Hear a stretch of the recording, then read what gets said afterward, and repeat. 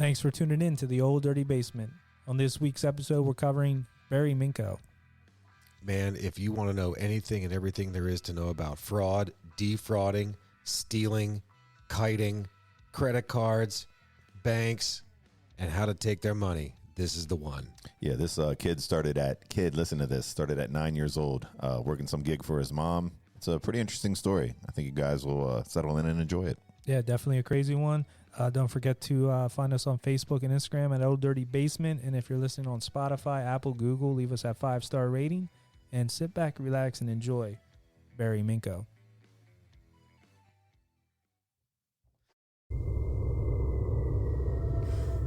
This is the Old Dirty Basement, home to debauchery, madness, murder, and mayhem. A terror-filled train ride deep into the depths of the devil's den. With a little bit of humor, History. And copious consciousness. I'm your announcer, Shallow Throat. Your hosts are Dave, Matt, and Zap. I love you, Matthew McConaughey. All right, all right, all right.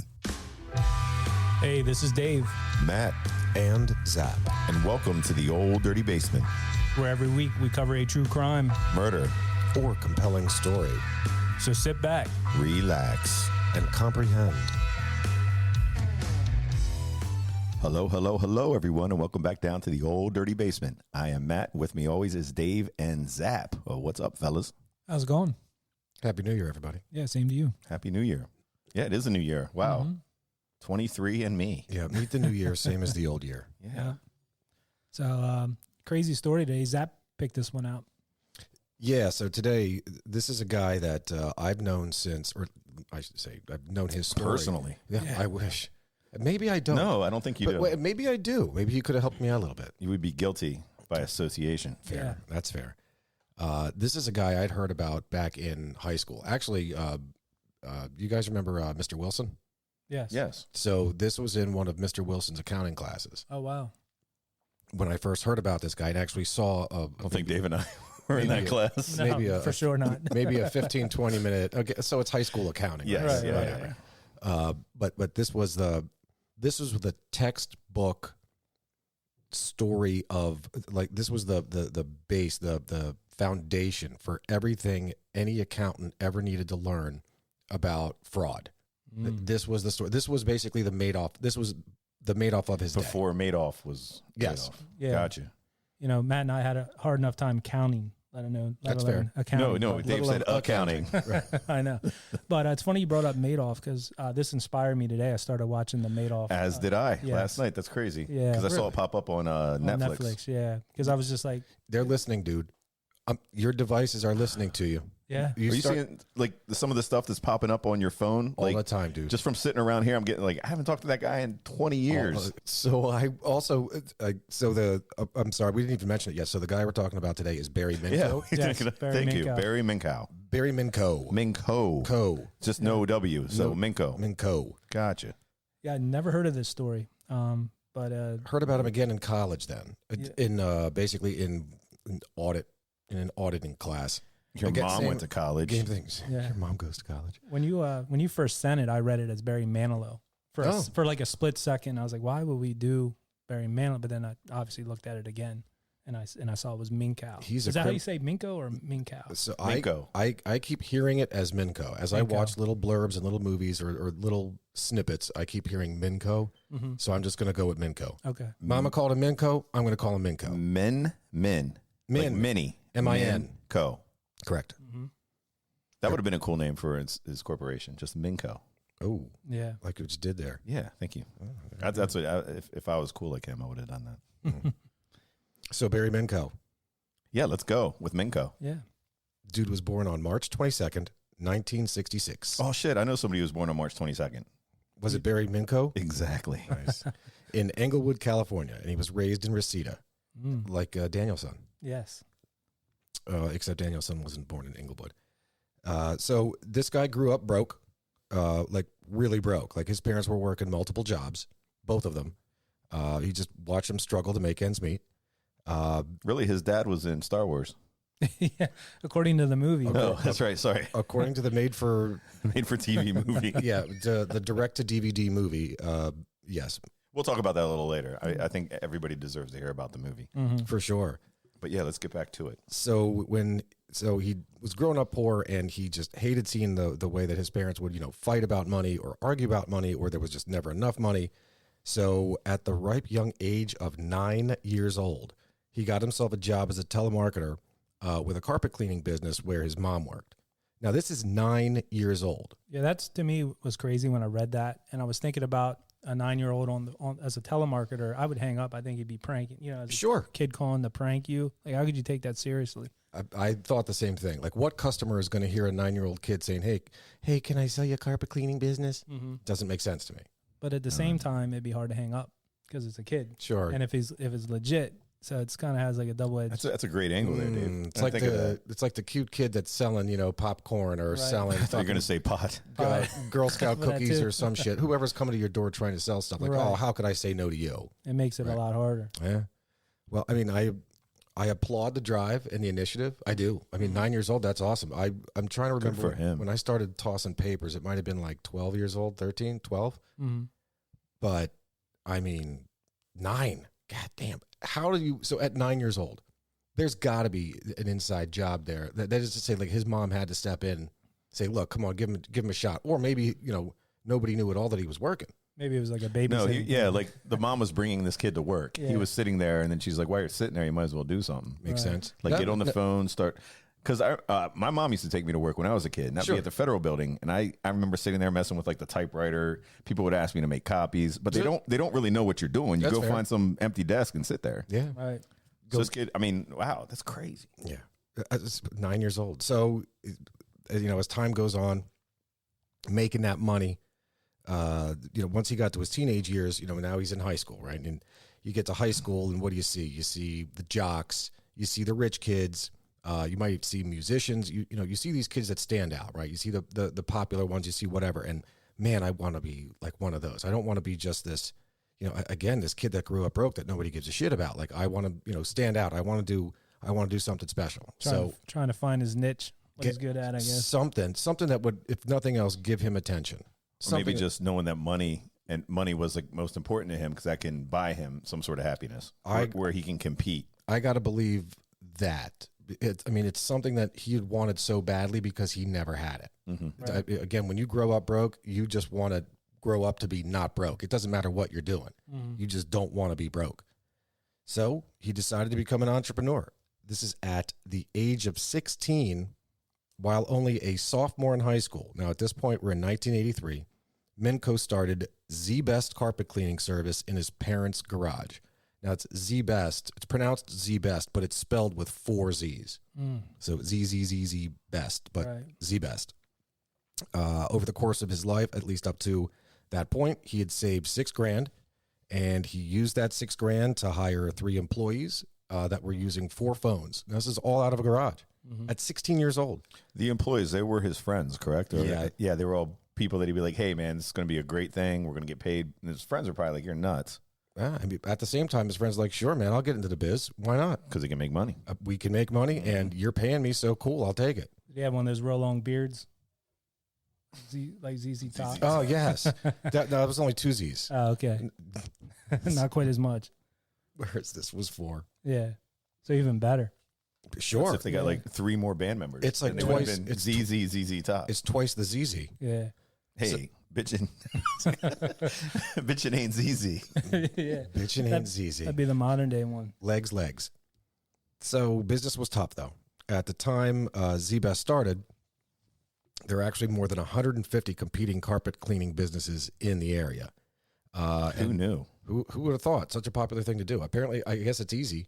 You just buy yourself a cleaner and then just start making phone calls. It ain't easy being ZZ. Well, there was a lot of carpet back in the day compared to. Yeah, but this was the 80s. The Yeah. carpet didn't go away until the 90s. Is that when hardwoods came in? Hardwoods came floor, in. Yeah. Yeah. Oh God. So this guy wanted to stand out, though. This guy wanted to stand out. So what he had seen, like working at that John with his mother, most of these businesses operated by the classic, what's called bait and switch. And this is where they offer you a low price, but then once any kind of, services start, or I should say finish, then they're going to charge you for all kinds of add-ons, additional fees, out of scope work, which is like, all right, I'm here for your carpets, but while I was here, I cleaned your baseboards. Or, if you want me to clean the baseboards, that's going to cost extra. If you want me to dump the bucket of dirty shit water, that's going to cost you extra. You know what I mean? Just like add on, tacking more on. So this guy wanted to be different. He just stood out by initially. So the first way to stand out was, look, one low price. I'm going to clean 2 rooms, any 2 rooms for $40.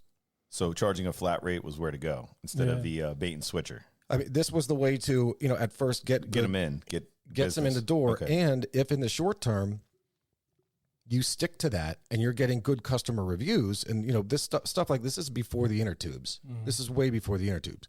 So everything is word of mouth or commercials or people, Better Business Bureau type stuff, or you name it. Word spreads. That's the way it goes. And if you stick with that, if you were to stick with that, that's good biz. It's like, hey man, this guy only charged me $40. I got 2 rooms clean. It was great. They were in and out, fast, quick, simple, and easy. Word gets around, yeah. Word gets around. So at first, this did work out. Customers were happy. He was getting great reviews. But at that price, and this is, I don't know, this sounds like day one stuff to me. At that low price, it's nearly impossible to maintain profitability. I can imagine, yeah. You got to think that the people with whom, the customers with whom you're dealing or their locations, they're not exactly right down the street. So you got to pay for gas. You got to pay for vehicle maintenance. You got to pay for this, that, and the other thing. You got to pay your employees. So how much time does it take them to drive out there, let alone do the job and then come back? I mean, that's just, those costs alone are just going to start to add up more and more and more and more. So he ultimately ended up struggling just to meet his basic expenses.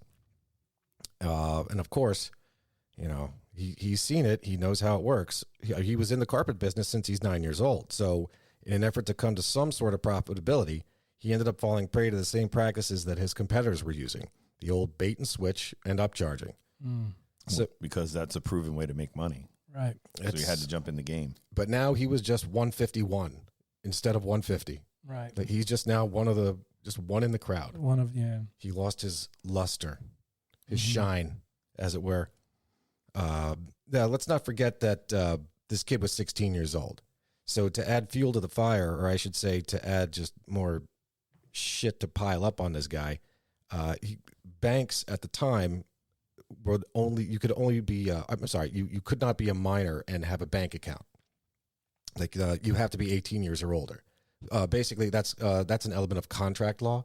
So you can't enter into a contract unless you're an adult. And one element or one type of contract is actually writing checks. Like that's a contract. Like, look, I'm promising to pay. Here's my conveyance of consideration. I'm signing off on it and saying that this is good to go. That's an implied contract. So 2 banks ended up closing his bank accounts on him once they found out or figured out that he was only 16 years old. I'm surprised he wouldn't have thought of that ahead of time, or like had his parents, put it in their name. Or I thought about that too. Like, if you want this badly, why wouldn't you have the old man or your mom or, I don't know. Well, maybe his parents didn't have any money. Maybe they couldn't back the cosign. So not even a cosign. It just right there for the account. Yeah, you can open an account with a nickel. Yeah, just like, hey, dad or mom. But how did the banks start? Wouldn't they notice he was underage before he could get the loans? Or did he just start with $6,000 of his own money? So this was $6,000 of his own money that he saved while he was working at his mom's employer. Right. And back to that, I was thinking about that number. That's impressive for $6,000. Yeah, and we're talking this is in the early 80s. This is from the 70s into the early 80s. Yeah, he probably stole it. Right, probably did. I mean, at 9 years old, he would have started in 75. So I mean, he was working since 1975. 9 years old. Well, I guess it was a decent amount of time he was working then. But it just seemed like a high number. But yeah, you're right. I guess that's 7 years. But now think about that commitment to save the money. Look, if I'm 9 years old, I'm blowing that money as soon as I'm getting it. Atari 2600. Absolutely. You're going out, you're buying video games. Right. You're going out buying gumballs, cassettes. Yes. Those kids in their raps. I'll never forget when I was probably like 11 or 12. and I had some money that my grandmother gave me or whatever, and I was thinking, should I save it or buy these mags for my BMX bike, my Mongoose? So what my dumbass do, I went out and bought nice mags Hell and yeah. like pegs and a layback seat and did all this stuff to this stupid ass bike, which I still wish I had. It'd be worth Oh money. my God. You sound so old right now. Dude, Well, I'm telling you, that was the shit back then. look up those 20-inch bikes. Those Yes. 20-inch, you're talking like Mongoose, Dino. My GT Pro Performer, I looked it up. The purple one I had is $3,500. Yep. Yes. I was going to say, you're going to blow anywhere from $2,000 to $5,000 on one of those bikes right now. Well, I had a Mongoose California I got in 1983, and it was chrome with black accents, and I'd geared it up when I was like 11 or 12. Sure. Put probably at the time $400 or $500 into it, but I was just thinking about that, like this kid wasn't doing shit like that. Yeah. He was saving all his money for his business, He was saving all his money for business. but he's in jail and I'm not, So there's that. or he So- was in jail. And I back guess. to the positive. You're okay being without the bike. Yeah. So at this point, all right, he's losing customers, he's losing credibility, he's losing profitability, and for Christ's sake, he lost his banks. So he's losing money. He's losing. Well, he's losing his mind, is what he's losing. At this point, without a bank, he was forced to resort to cash transactions instead of like checks or credit cards or shit like that. All cash all day. And while this created like an incredible Herculean level of difficulty, like paying suppliers, hell, even paying your people, it did teach him how to conceal transactions. Now, look, Yeah. I might know a guy who knows a guy who knows a guy who owns businesses, Right. and cash is good. Cash is great. Mm-hmm. People try their best to avoid reporting cash. Yeah, because it's hard to track. It's real easy to do. Yeah.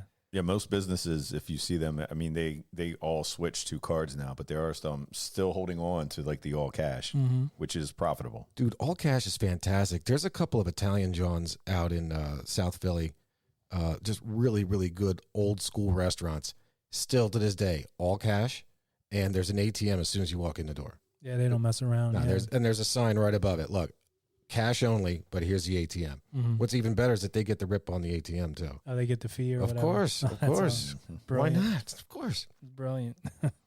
So, being able to use only cash and knowing how to conceal transactions now, he's running out of money. He's just running out of money. So he ultimately ended up resorting to other means of financing.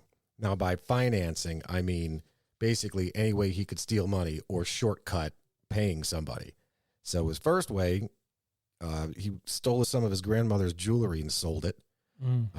Now we get into some of the bigger things. Insurance fraud. Again, 16. That's crazy. 16. He starts getting into insurance fraud by staging break-ins at his office more than once. So this is pretty simple. You make it look like somebody came in and trashed the place, did whatever. Then you call the insurance company. Yeah, man, my place is all jacked up. They stole this, they stole that. I think he was saying it's competitors. They're Yeah. trying to get me. They stole these $3,000 or I don't know if it was 3,000, but it was a high priced vacuum cleaner or high priced item, stuff that was very rare, stuff that people want to get their hands on. And then he go crying to the bank, right? Just saying, hey, they took everything. They're trying to corrupt me. What's even worse is that Matt, you're absolutely right. And what's even worse is that he would, at this point, he's already getting into the forgery business or the fake document making business. He would make up fake invoices. Like I blew like $5,000 on these machines, and oh, lo and behold, a week later, somebody robs my place. Oh, and they took those new cleaners I just bought. Well, that's even in the movie. We referenced the movie. He was like, according to the movie, and I'm assuming it was pretty factual, but he would make up names of vacuums that didn't even exist. Yeah, his guy would call him out like, "Oh, I got the Fuki Jean." Yeah, his buddy. You know what I mean? His buddy would be like, "You're lying." He's like, "Shut up, we're making money." Yeah, dude. Look, or he'd be like, "Nobody knows, like nobody can tell." Which I don't understand. The fake. What were we just talking about, Zap?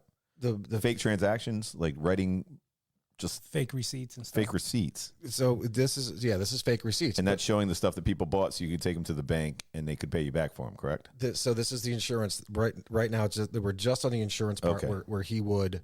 Inventory that he had. Basically, yeah. Okay. His inventory, his fixed assets, his capital assets, stuff that he would, use over and over again, these machines. But again, he would fake an invoice That is to say, oh, I'm making up expenses. Oh, or think about it this way.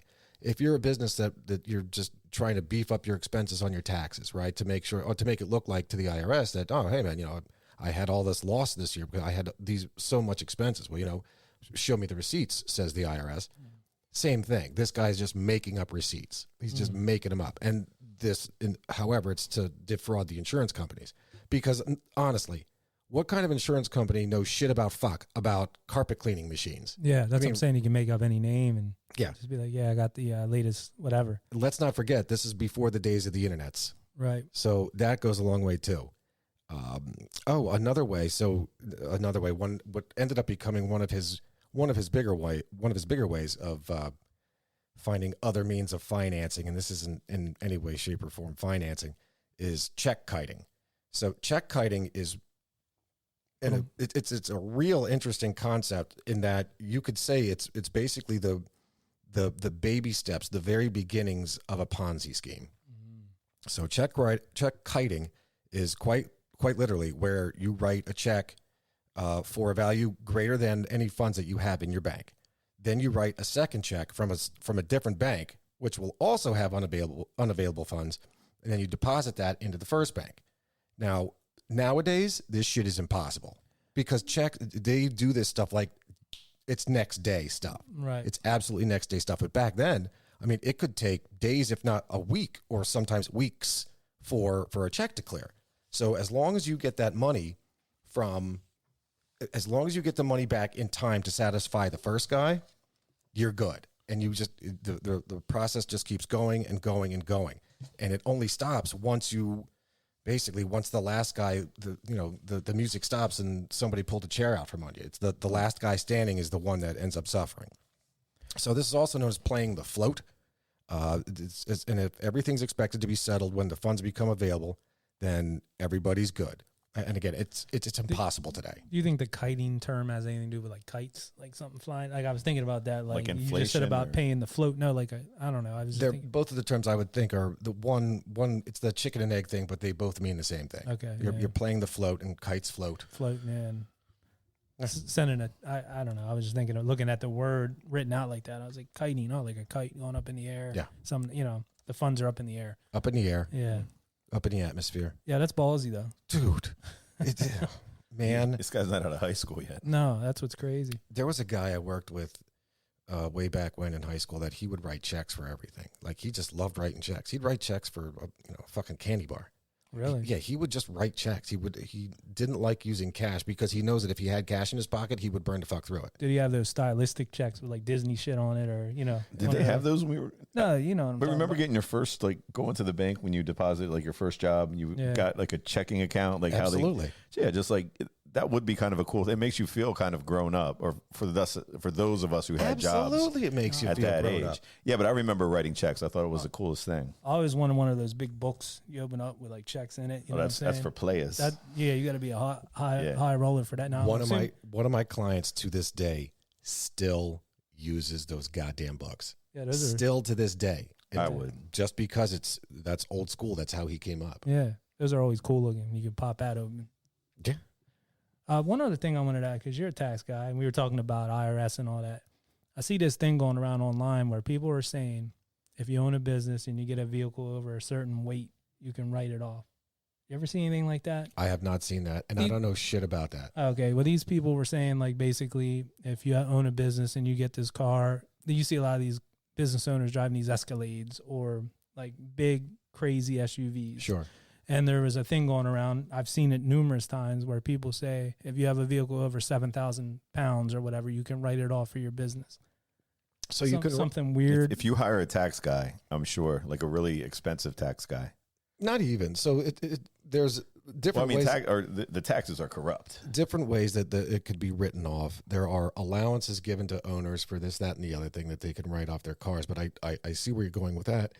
And that you could classify it as some sort of truly like a utility vehicle or something that could absolutely be something for business or applied hauling right to the business. Maybe that's why. Yeah, because it had to do with the weight and the size. Yeah. And these guys are like, oh, I can show you how to do, you know what I mean? And they're like big Escalades, that big fancy Cadillac that's coming out. So there are limits on those owners that, so let's say, I own a business and I want to buy a company car for myself.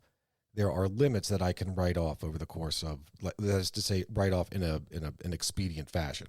So if I bought a car for myself, I would truly have to depreciate it over X number of years versus what's called, I believe, and I'm probably talking out my ass here, but it's called a Section 179 expense, Section 179 of the Internal Revenue Code, where you can, up to a certain dollar threshold, you can write the whole goddamn thing off in 1 year.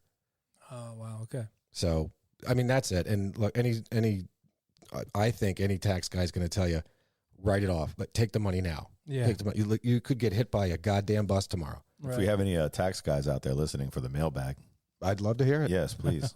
And I would love to have the conversation with someone who would prefer to depreciate versus write it all off at once. Right. Because there will be fists thrown.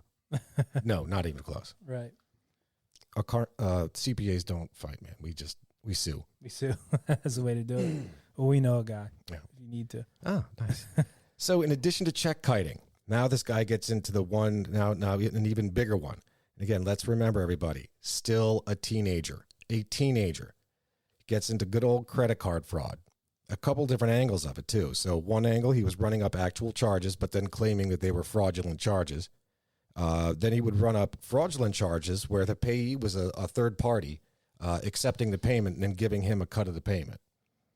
And at one point, so this is an interesting one. At one point, he'd concocted a $70,000 credit card fraud scheme where ZBest customers were charged essentially for non-existent transactions.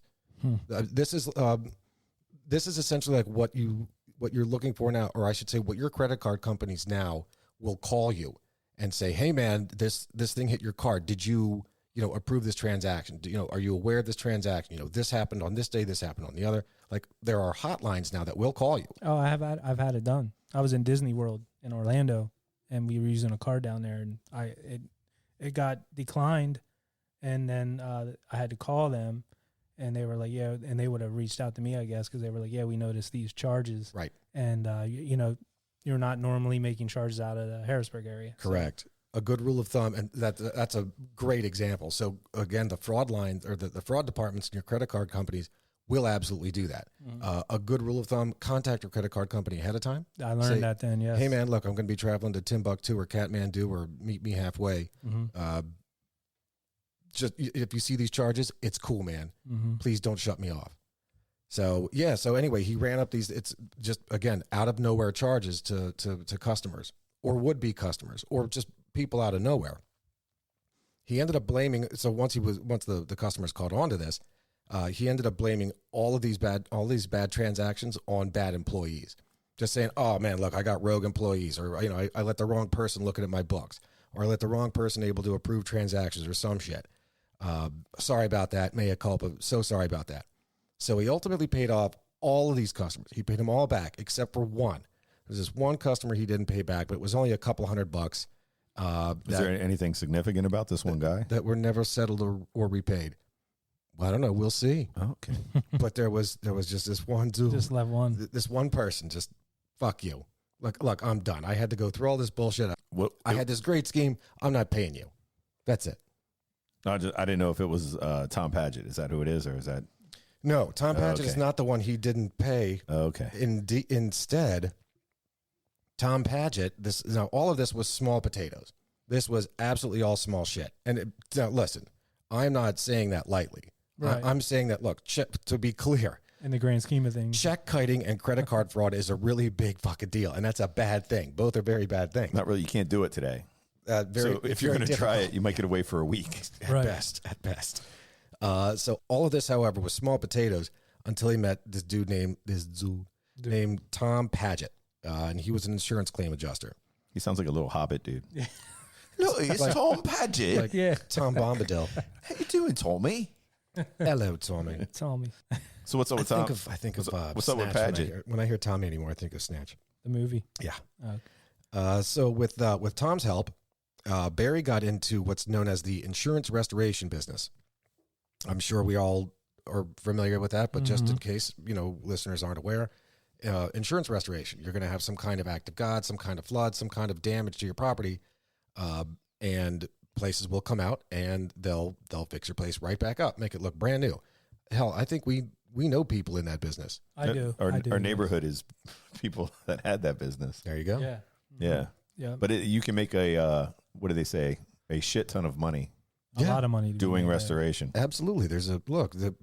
It's like you can make a shit ton of money being an undertaker. Like, people are going to die. Right. So, accidents are going to happen. Bad things are going to happen to your house. A water heater is going to break. Something bad's going to happen. So with Tom's help, he got into this business. Now, into the restoration business. But in reality, Minkow forged countless documents claiming that Z-Best was involved in several restoration projects for Paget's company. And then in return, Paget and Minkow formed a fake company called Interstate Appraisal Services that would verify the details of those restoration projects to Minkow's bankers. So Paget knew all about this. No, Paget helped him do it. Yeah. Okay. What Paget helped to create what's called corroboration. So this guy Minkow would say, "Look, man, I want to claim to you that I'm working, or I need for you to corroborate what I'm saying, that I'm doing this restoration project." Tom Bombadil. Paget. So Paget would then say, "Cool, man. Yeah, I'm verifying what you're saying, and I'm going to do that through this appraisal business that said, yep, this is this." So by virtue of this business, he would then say he would then corroborate to Barry, like, "Yep, you are going to, wink, wink, be paid for this much work that you either did or will be doing." Now, with these fake appraisals, and again with that corroboration, they were able to obtain loans from a bank. This is almost the equivalent of call it like a payday loan, but it's not obviously not a payday like a paycheck, but it's very similar, where you go to the bank, you're basically collateralizing your receivables, your accounts receivable. So Barry would then take these documents and say, "Look, man, I got this much money coming in from this restoration business, but shit, I need to pay for people, I need to pay for supplies, I need to pay for this, that, and the other thing to get the job done. So look, this money, look at this piece of paper here. It's this dude, this company, this Interstate Appraisal Services, they're telling you, bank, that this is a legitimate thing. Can I borrow the money, to make the money? Yeah. Can I borrow the money to make this money and then ultimately pay you back?" And so that's what would happen. The banks would give him loans that, using those anticipated insurance proceeds as collateral. But there were no fucking proceeds. None. Right. It was all made None up. of this existed. It was completely, totally fake.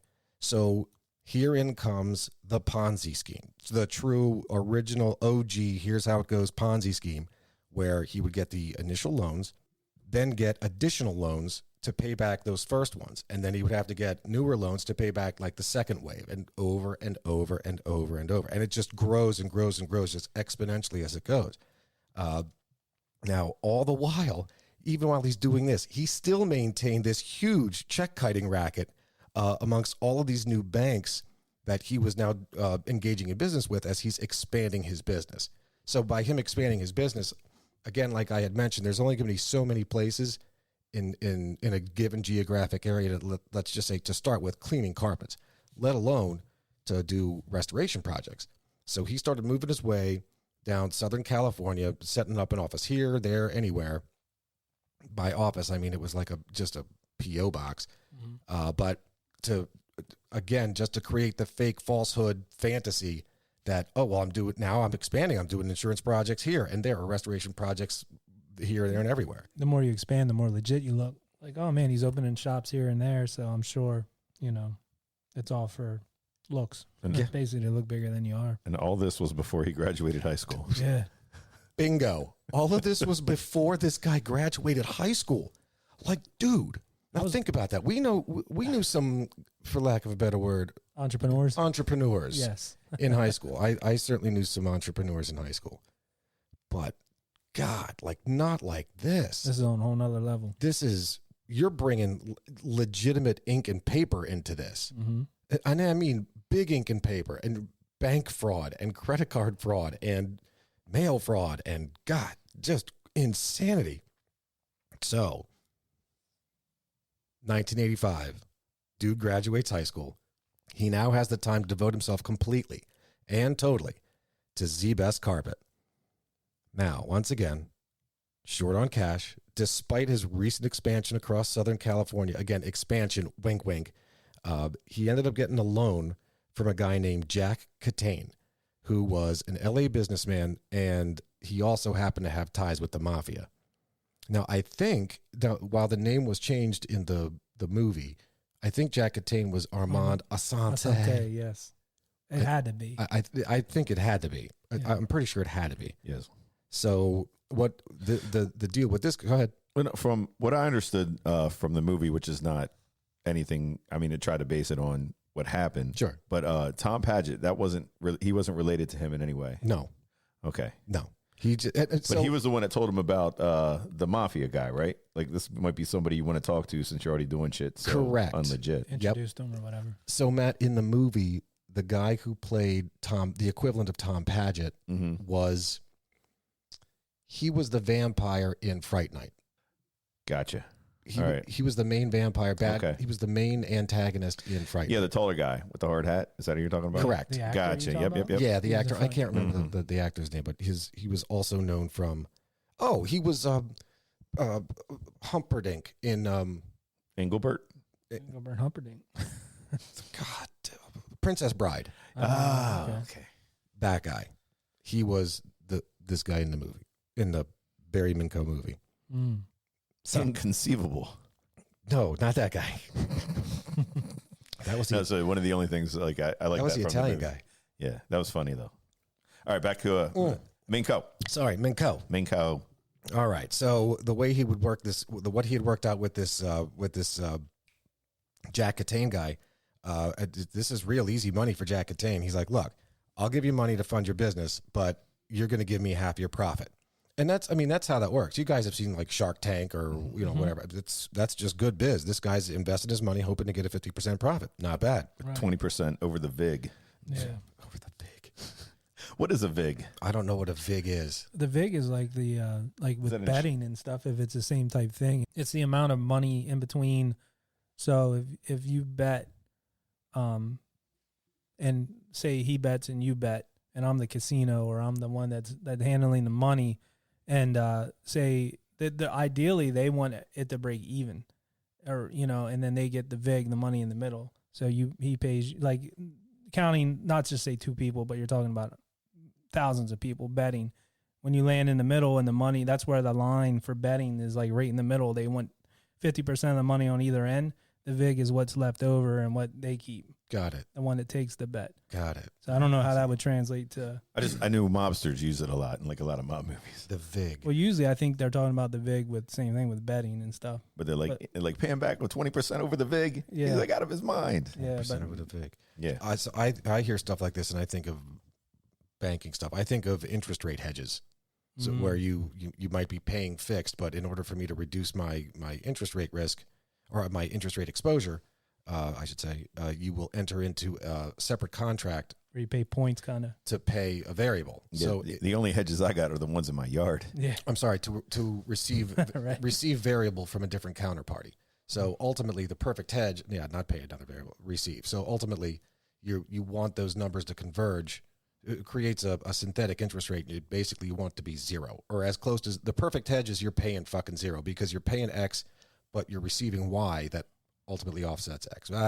I digress. Right. So anyway, this guy wanted 50% of the profits by giving him, for whatever he invested. Problem.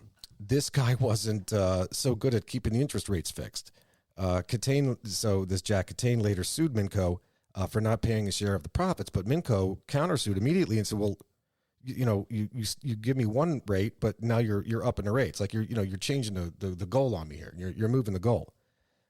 Interestingly enough, while they were in the midst of lawsuits back and forth, Catane ended up dying in 1987, and the case was dropped. Lucky. Jeez. Refresh. In 1987, this case was dropped. So he'd already gone. The kid's 21 years old at this point. 21. He's already got all this going on. Unbelievable. Of course, once you're in, you're in. Catane's death didn't stop Barry's involvement with organized crime. There's a dude named Maurice Rind, who at one point had been convicted of securities fraud, became a major shareholder of Z-Best Carpet. There was another guy named Robert Vigiano, who was a convicted jewel thief and loan shark. He ended up becoming one of Barry's closest business partners. Now, did these cats think that he had money? Like, was he fooling them also, or was he like in it to like? These guys believed they were actually like shareholders of this company that was making a profit. So, yes to all of that. Okay, absolutely yes to all of that. Like at this point, he's fooled himself. Like he's like, I'm so rich. Well, or you can think about it this way: if you have to resort to organized crime to get a loan, you must owe a lot of fucking money, or you've exhausted so many other possible decent resources. Anyway, wow. So I had mentioned that was at the age of 21, just a little couple years earlier, just to put everybody in perspective here. So by the age of 19, this is 19 years old, he had purchased for himself a $700,000 home in a gated community in Woodland Hills, which is an LA suburb. And not for nothing, disregarding like the wacky, wild real estate market that might be this, that, or the other place. Just in dollar value, just straight dollar value, that would be approximately a $2 million house.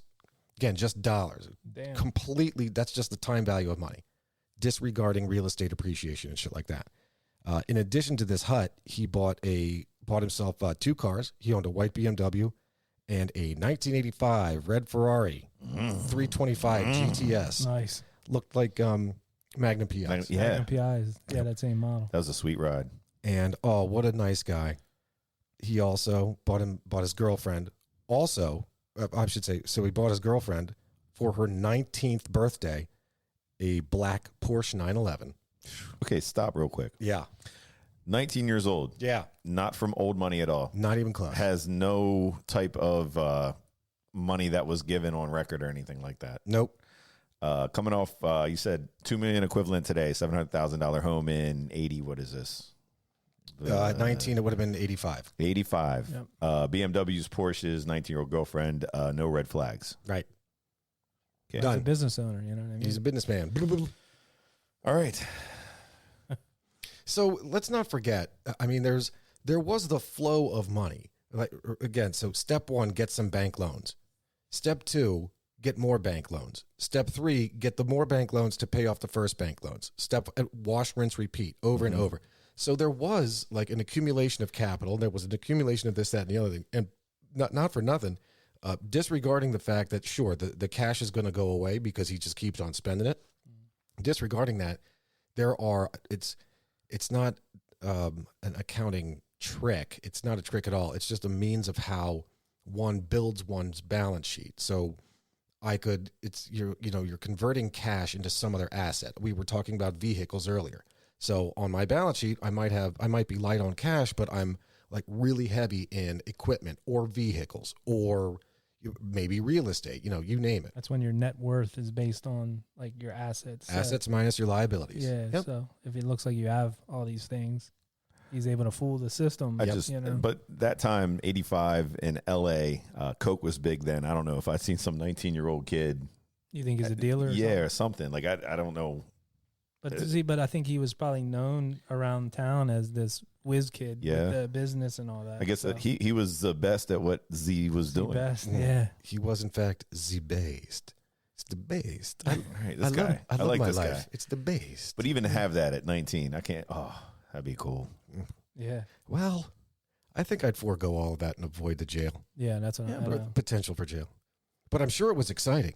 Exactly. I'm sure it was. That's a riveting life. Think about that. Like that's exactly just what you're saying is what I was going with. Like, I can't believe, like, not believe, but to have that at that age be pretty cool, even if you had to do a couple years in jail. Mm.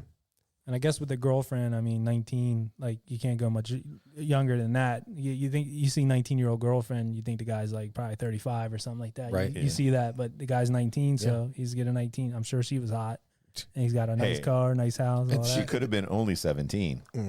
Well, no, Daddy says illegal. she's too young, but she's old enough for me. Exactly. There's probably some girl in high school that that they showed in the movie. He was checking out. Well, Kip Winger would have liked her. Mm-hmm. So, big house, nice cars, nice girlfriend. This is at 19 years old. This is everything he'd wanted that he was talking about in high school. This is everything he'd wanted. He'd made the money. He now was Mr. Popular because he got that money. That's a dream right there. Big money. You get the money and then the power. Yeah. In America, first you get the money, then you get the power, then you get the women. That's how it goes. Yeah. I thought it was he makes big money, drives big cars. Everybody know me. Like I'm a movie star. This But guy. late at night, something ain't right. What is that again? Ghetto Boys. Oh. But that's what they sing about. Is like make big money, drive big cars. Everybody knows that me. Damn feels good to be a gangster? No, that is Mind's Playing Tricks on You. I don't know. Mind's Playing Tricks on You. But no, just from what you're saying, it's like he's done everything that anybody in life wants to do. Yeah, he's nailed it. He's nailed it by 19 years old. Good job, buddy. And as if that wasn't enough, at age 20, with this Maurice Rind in his ear, he decides, you know what? I need more money. It's not enough. I'm going to take my company public. Wrap your head around this for a second. This is a completely fraudulent, fake, doesn't exist. If you were to liquidate everything, there would be fuck all on the NASDAQ. Like he's ringing bells and shit. That's correct. Instead, nope. Let's take this whole charade further, and we are going to get, we're going to go public. Again, Zap, money. How does that happen? How? With excessive amounts of, look, it's one thing to, push a couple of envelopes. This was absolute, outright, complete, no questions asked fraud. It's you create a paper trail that is it's a work of fiction. But that's what I mean. Even to find the time, where did he find the time?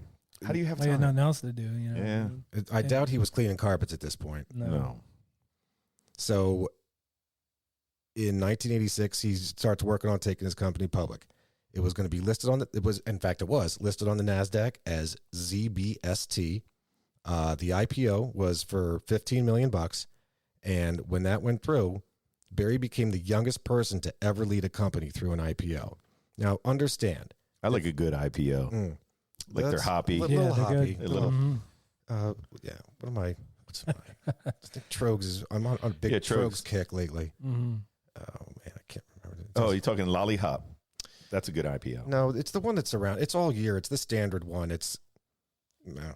The stories behind those, right? IPAs, why they came into existence, or why they're so hoppy. No, it was to survive the boat ride back in the day, because the beer would go stale. I guess the hoppier beer like that would stay longer. Huh? Yeah, the hops would help it stay fresh. That's cool. Look what I learned today. Yeah, that's why those IPAs are so hoppy. That's fantastic. India Pale Ale. India. And it was to do with the traveling they would do. Oh. Yeah. So there you go. You just blew my brain and my mind. Blow your mind up. So speaking of blowing your mind, if you're not familiar with this, one needs to understand that the amount of due diligence that's required, and this is on the third parties. This is on like the auditors, the M&A guys, the valuation guys, the lawyers. Like the amount of due diligence that's required to take a company public is mind-blowing. It's incredible because you've seen stuff like Enron or WorldCom or whatever, even locally with Rite Aid a number of years ago. Went public. It's not a matter of going. So these were all public companies, but underlying stuff went bad. Bad transactions, bad people running the biz. That you're now hitting the stockholders. You're hitting the Tom, Dick, and Harrys that are just buying stock, or you're hitting pension funds, or you're hitting all sorts of shit, like investments on behalf of whomever. So there are certainly countless laws and countless things in place to stop this. And when things go bad, things go working up the chain. The defrauded investors are going to be looking at, all right, where are the pockets I'm going to go to sue the people for not doing their fucking job. When the Enron thing went down, at the time, there was this thing called the Big Five public accounting firms. So it was, you got KPMG, you got Ernst & Young, you got PwC, you got Deloitte, and you had Arthur Andersen. Well, Arthur Andersen was the one that was auditing Enron. Yeah, they're not around anymore. They're gone, liquidated, over. And this is a global firm that got shut the fuck down by one company's bad fucking behavior. Anyway. Wow. So again, the due diligence that's involved in this is just mind blowing. There's no stone can be left unturned. All of these books require like a thorough audit, let alone for, this is just for the IPO, not just for the IPO. But initial public offering. Correct. Yes, that's right. Not Indiana Pale Ale or India Pale Ale, India but Pale Ale. Just for non Financial. yes, it's for the initial non-portfolio holders out there. That's for non-portfolio holders. I got my checking account. UNPH is out there. That's right. Oh, that's right. Non-portfolio. Got it. So so that's for initial public offering and for like just on an ongoing basis. Like every quarter they have to make disclosures. Every year there's an audit. Like it's ongoing. So how this all went down when the auditors went to visit Z-Best's operations. So this is one of the biggest audit steps. The easiest one is just inquiry and observation. This is just, I don't need to look at a piece of fucking paper. I don't need to do anything. I just need to look around, right? So if I can physically see that, yeah, they say that they own a car. I see the fucking car. They say that they own this building. Yep, I see the building. Okay, that's a start. Mm-hmm. So when the auditors went to visit Z-Best's operations, they are actually taken to a fake office. And when they went to this fake office, so this is like saying, hey man, come on, you want to see my building? You want to see what it's worth? Okay, come, let's take a look at it. They never corroborated that any of the underlying ownership documents or leases. Like this guy just took him to the building and said, yep, here's my building. Okay, peace out. Yeah, he'd throw like a sign up just to say like his company name, and people would be like, oh, that's great. You did a great job here. I can't even tell it was flooded. And that's like, right. The places weren't even affected by anything. And that's absolutely one too. In fact, Matt, not only did he take him to fake places, but he took him to places that again looked like they were certainly being restored. Mm-hmm. He took him to places that were in reality they were just being built, under construction. They were under construction. He would pick, and Matt had aptly said, he would bring signs, hang up. Oh, this brought to you by Z-Best. Yeah, check it out, guys. It looked more like Z-Worst. Yeah. In fact, in one instance with one of these fake restoration jobs, he actually paid off a security guard, like the guy that runs the elevator, or like the rent-a-cop that's downstairs in the lobby. He paid him like $100. Like, hey man, look, just go. Act like you know me. I'm gonna be walking in here with a bunch of suits. Pretend you know me. Right. The auditors. So another one. So the auditors that were engaged to audit and verify Z-Best's books, they didn't corroborate or visit any of the insurance restoration sites that Z-Best had listed on their sources of income. So this goes back to that thing that he would use to get bank loans, right? Mm-hmm. Say, hey bank, I'm going to 123 Main Street, and this accident happened here, and this is going to happen. I got this money coming in. So this is all these loans, right? So these are all being used to corroborate these loans. I should say support these loans. The auditors, not once did they go to any of those sites again, inquiry, observation, just to confirm that they exist. Actually, had they done so, this whole thing would have been done. This whole thing would have been over years before. But in reality, all of these locations were just mailboxes. I mean, was this not going on like with other people? Had there been other? I'm sure there had to be other cases of this that they didn't see red flags to look for. Like, I just can't believe that. I don't think that anyone was this brazen about it. I mean, I guess he was really going out of his way to make sure, like he had connections vouching for him and stuff. But I'm just thinking these companies that are auditing, or that they would have noticed the signs. That, I mean, I'm sure this hadn't been the first time. Right. That's true. It's true. I just can't believe. But I mean, I do know just from watching interviews with him and hear people talk about him in the movie that he was a smooth talker. He's definitely a smooth talker. Yeah. I don't know. I just find it odd. So there's a thing in an audit. The procedure is called obtaining confirmations. So let's say like I'm auditing Matt, and Matt says, hey man, well, I say that I have $1,000 in the bank. Okay, Matt. Well, I'm going to contact your bank with this little form. It's called a confirmation. And they are going to respond to me that yay or nay, what you say is correct, or respond back to me. How much does he really have in the fucking bank? $1,000. So when all of these things with these fake insurance jobs, they were actually all essentially like PO boxes or mailboxes that he would have otherwise controlled. Mm-hmm. So when the auditors would send by mail, hey man, insurance company or location XYZ, can you corroborate that this, that, or the other thing happened? Well, the person that was checking the mail was him or one of his people. Mm. Yeah, sure. This is a real thing, of course. So again, it's this such huge, this elaborate ruse that this guy is doing.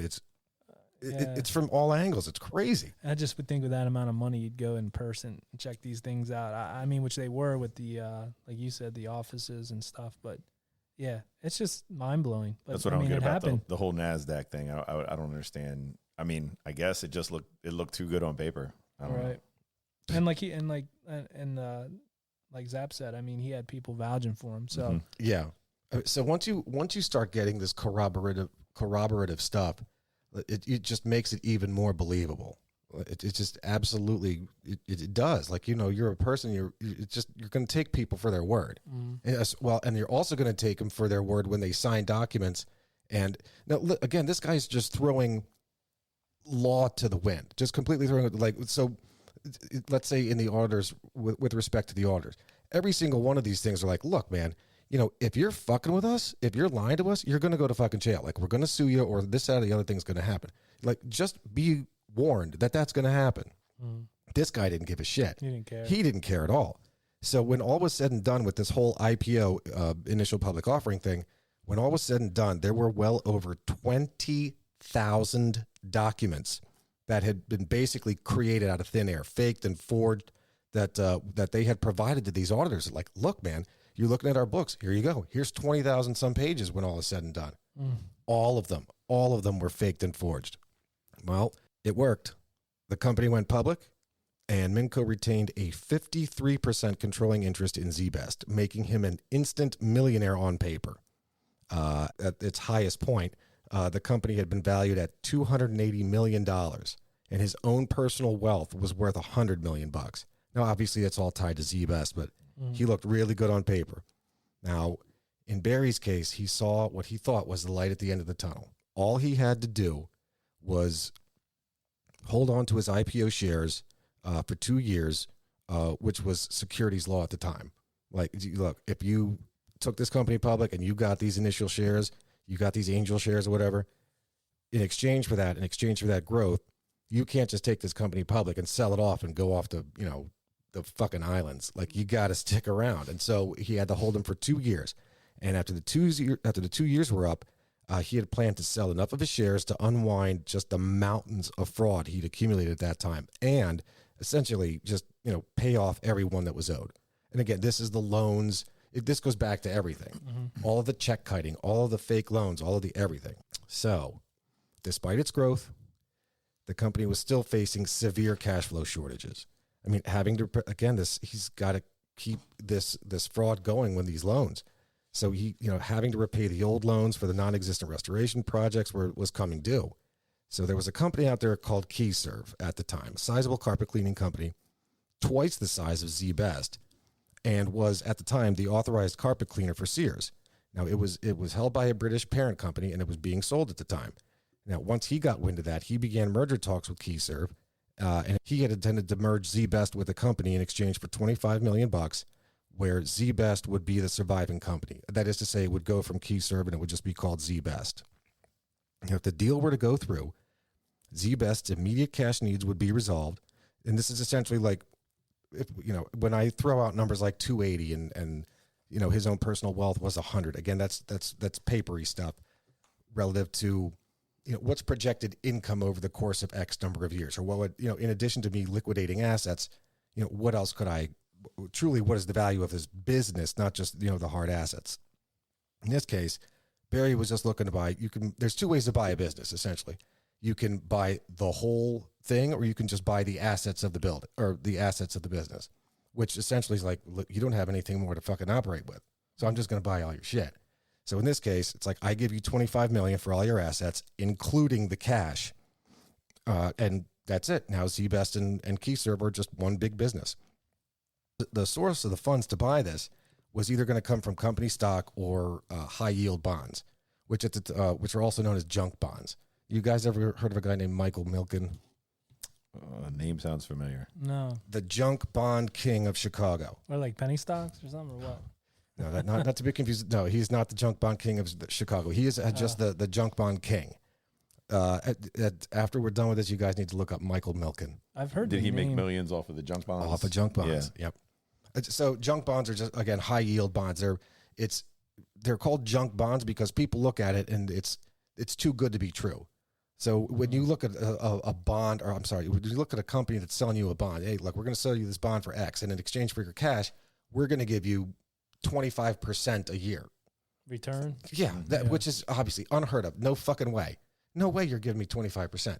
So it's junk because the likelihood of that being paid to you is next to nothing. Yeah. Next to nothing, non-existent. So it's junk because you're just throwing your fucking money away. Simultaneously, with this KeyServe deal, Minkow had begun making plans to buy ServiceMaster in a hostile takeover. That's a big company. ServiceMaster is a big company. For those not aware, ServiceMaster is a disaster response and restoration business. Mm-hmm. They do janitorial services, professional home cleaning, furniture repair, home inspections, and pest control. And that's just their core businesses. But the other part of this is what blew my mind. Yeah. So, but it's ServiceMaster, far bigger than KeyServe. Again, like the KeyServe deal, though, his plan was to finance that. That's the cost of this merger. I'm sorry, with ServiceMaster was $700 to $800 million. This was also going to be another deal that was going to be financed through the sale of junk bonds. Again, junk bonds, impossible to pay interest rates. They are bullshit. They are junk. The likelihood of you getting paid that rate does not exist. Anyway. Oh, and then the fun part, just for funsies, while all of these merger talks and buying of companies were happening, everyone remember, Z-Best is a sham. It does not exist. There's nothing to fuck there. During all of this, he had also entered into negotiations to purchase the Seattle Mariners. That's my favorite part. A guy that has no money is going to buy a baseball team. Yeah. Where you're paying players $300 million. Yeah. With nothing. That's an income producing team, right? Mm-hmm. I mean, that's legitimately a thing. Yes. How about I get that. But he would have nothing how did he again, to back it up? Nothing. Zero. Nothing. This is amazing to me. Wild ride, man. It is in fact a wild ride because eventually, like all things, this too shall pass. And at this point, the jig is up. Man, look here, Shane. Yeah, the jig is up, Shane. Yeah. Paddy wagon. So, Matt, it was very apt that you had asked earlier when I was talking about those. I believe I said. There was customers of Z-Best that he had done a $70,000 or so credit card fraud thing, and he paid all of them back, but one. Yes. Well, that one customer from back in 1984, 1985 was this one homemaker. It's just this one broad. Martha Stewart. Sure. Call it. Yeah, Martha Stewart. Is that who it was? No, it was God damn it. Jermaine Stewart. Jermaine Jackson. Jermaine Stewart. Jimmy Stewart. Wait, Jermaine Stewart. Yeah. Jimmy. Is he like a singer or something? Yeah. We don't have to take our clothes off. Oh, that's right, yeah. To have a good time. Oh, no. I hated that song. Just because of the message, you know what I mean? This is such bad messaging. I know, man. Look. What are you supposed to do with clothes on, That's man? the wrong message, Jermaine. You have to take the clothes off. So, this woman was diligent, and I mean diligent as hell. She was not going to let this couple $100 go. So she had continued over the course of time. She continued to contact Z-Best, and they just kept blowing her off. And it would make its way up the chain to Barry. Like, this is Barry, the CEO of what is now a publicly traded company. Mm-hmm. He would get these complaints too, and no, fuck off, lady. Stop. That was years ago. Forget it. It's done. $2. Well, yeah, plus tip. So I want my $2. She ended up tracking down other people. Like, she was so enraged by this, which good for her. Yeah. She ended up tracking down several other people that were victims of this same fraud. Now, despite all these other people having been repaid, again, she just said, no, I want to know more about this. And if you got repaid, why didn't I get repaid? And it just she kept meeting and finding more people. So this is all on her own. So she's keeping the journal of all of this. She ended up. Was that by mistake though? Like, did he just miss her name? Was it just something or was it somebody he was like, oh, hell with this lady? Could be. He probably thought small potatoes. I'm not going to worry about it. And it could be that. It could be, fuck you. I'm Barry Minkow. I'm not. Look, I get away with multi-million-dollar frauds. I'm not paying you a couple $100. I don't have time for you. Right. Yeah, I learned from my grandma. She told me, like, be kind to people because you don't know what kind of day they're having. You never know. Because shit like this will happen to you, man. Well, so shit like this did happen. And so she kept a journal of all these people that were defrauded just like her, again, despite them having been repaid.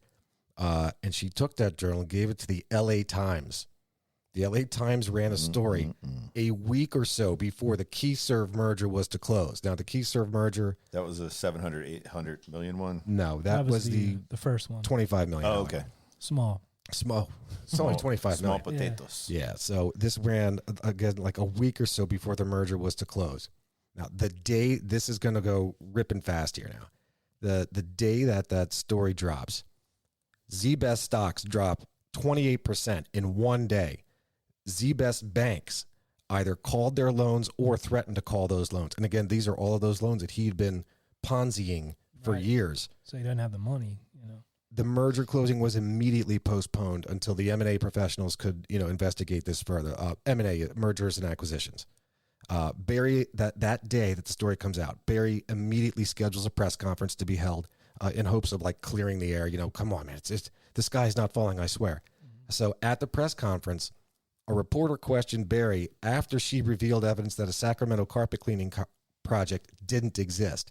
This was those mailbox that they were sending these confirmations to that, hey, we're just confirming that this guy has this, insurance project here and he's doing this fix up thing.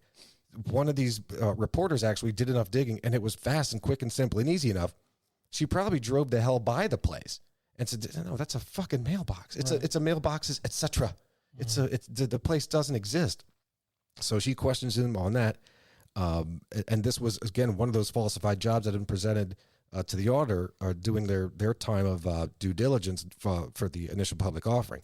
Now, that same reporter had also discovered and had alerted all the other reporters in the attendance at the press conference that ZBest did not have the contractor's license that's required to do large-scale restoration work. It's, let's say, in Sacramento. So it's essentially like saying, look, you're saying to your auditors, you've said on paper, you've said to this, that, and the other thing. In fact, you advertise it. You advertise it, Barry, how great your restoration work is and how much you've done. How could you have done that restoration work if you didn't have the licenses and permits to do that? Like nobody at the county, the records in the county know who the hell you are. Right. So it's all falling apart. That's where I would have started. I would have walked slowly and then turned around and ran. Just like Homer Simpson, just merge back into the bushes. Go back into the bushes. Yeah. Just young Minkow. So Minkow immediately issued. So, okay. Well, he does, Matt. He absolutely does. That's a brilliant. He basically just runs away from the press conference. Okay. No more questions. Sorry. I got to go. I got an important phone call. Yeah. Well, get me somebody while I'm waiting. So Minkow immediately issues a press release right after this terrible, terrible press conference. He releases a press release touting, this is basically called hide the ball. So don't pay attention to what I am doing, but look over here. So he does the look over here, as he's touting record profits and revenues, again, in hopes of, just squashing everybody's worries. Now, here's the second problem. While he's trying to play hide the ball, again, this is in the news all the time, right? Don't look at what we're really doing, but look at this instead. Mm-hmm. The problem is that what he told them to look at instead, these numbers and these record profits and these revenues, these were numbers that hadn't been, or he releases this without notifying the auditors that he's going to be saying this. Like, so essentially he's like, look, fuck you auditors. I don't care what you found or what you say. I'm just going to say it's 10 times as much while you're doing your due diligence here for this merger.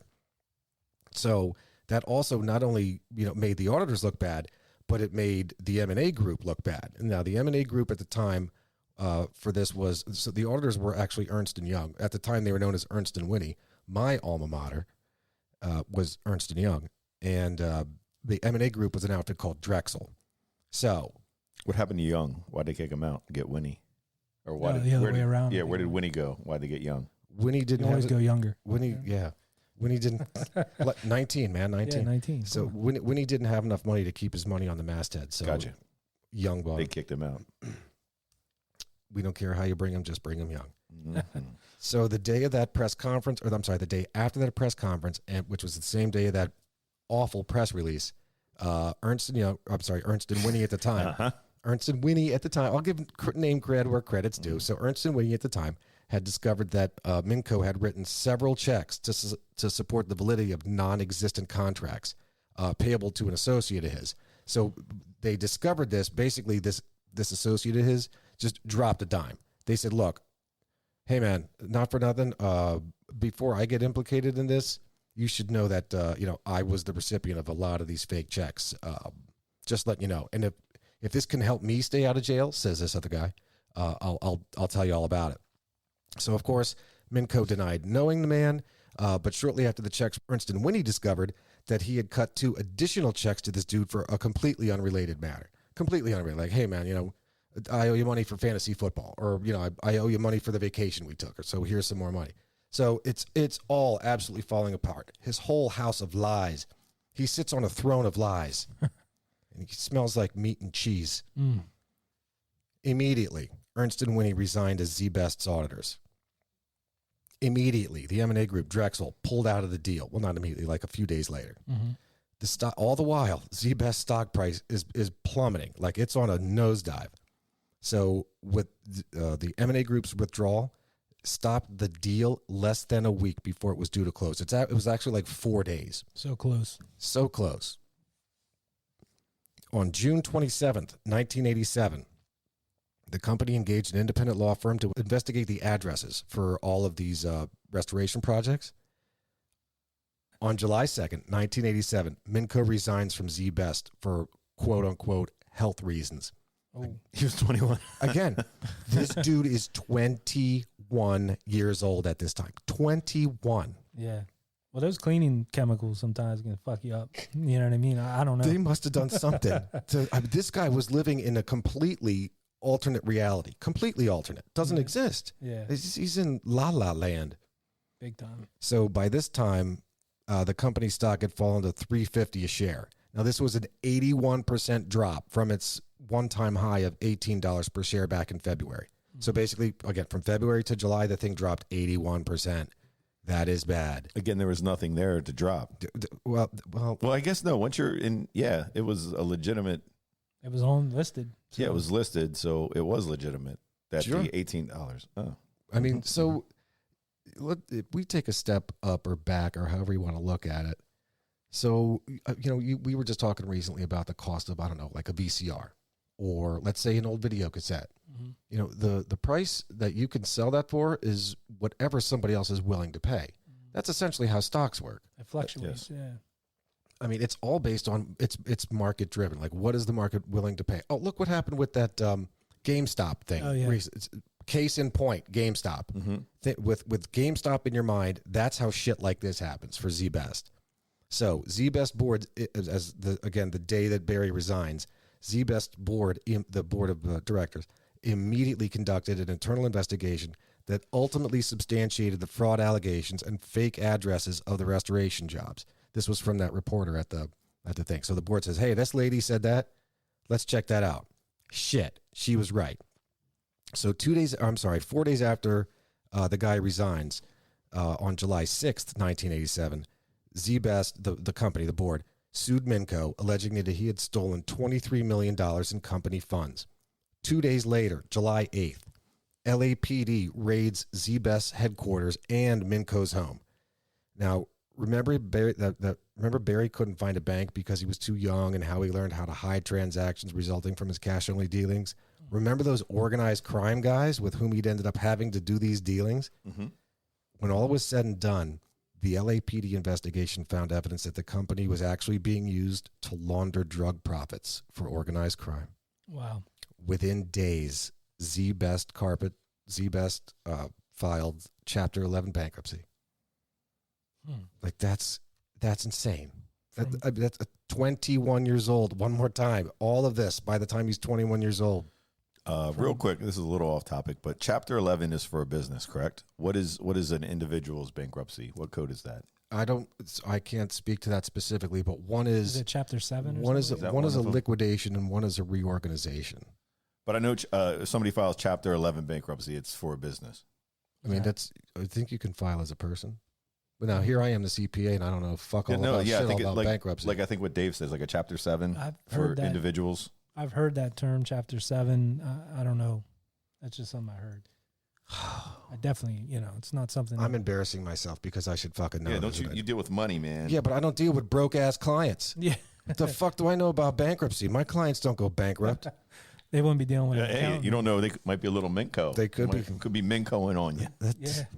These guys are, that dude's Minkow. Yes. So, about a half a year later. Did we just create a new adjective? We did. For being broke ass. Yeah. Minkow. Dude, that dude's so Minkow. In January 1988, Barry was indicted on 54 counts: racketeering, securities fraud, money laundering, embezzlement, mail fraud, tax evasion, and bank fraud.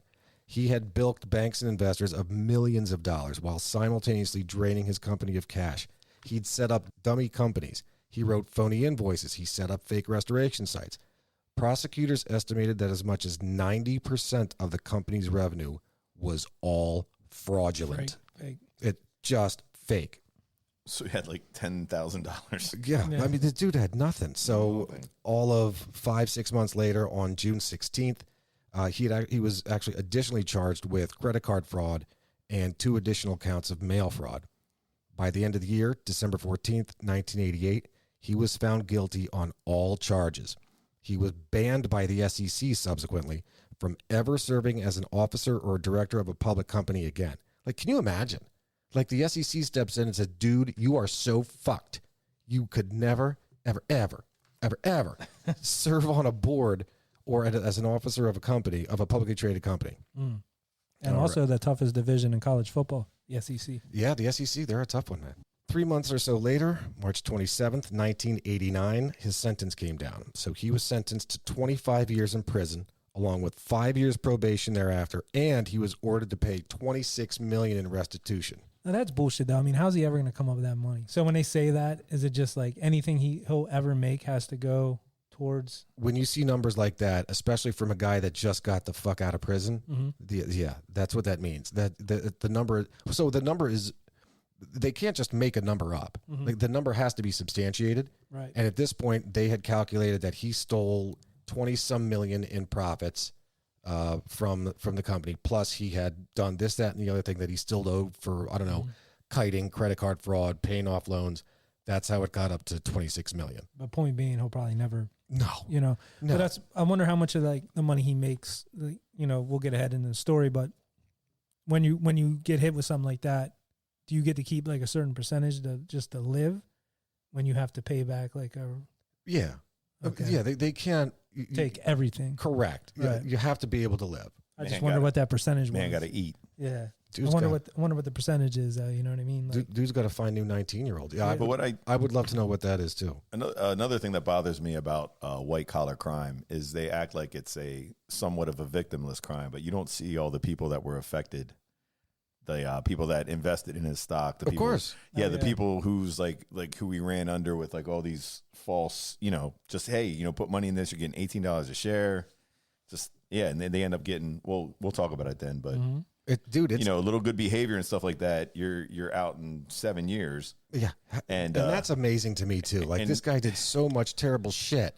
Like and I see, Matt, I can see exactly what you're saying. Like, it's okay. You could say, well, he didn't shoot somebody, But some drunk guy breaks into a house because he thinks this is his own. He's walking around the carpet, and passes out, and he gets 5 years. yeah. yeah. Look, man, 7.5 years is far too little, and the 26 years is too little. But I'm sorry, 26 million is too little. But hey, at least this guy, while he's in prison, looks like he's getting a new lease on life.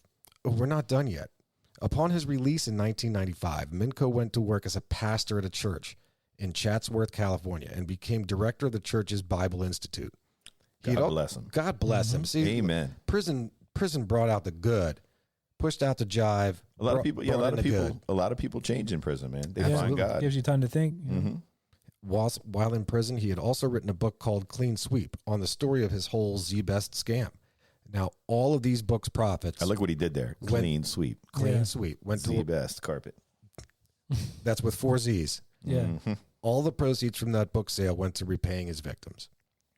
Now, I'm not saying that Good his guy. victims were repaid. I'm merely saying that the proceeds went to pay them. See, I was thinking for marketing with this guy, Z Best, don't sleep on us.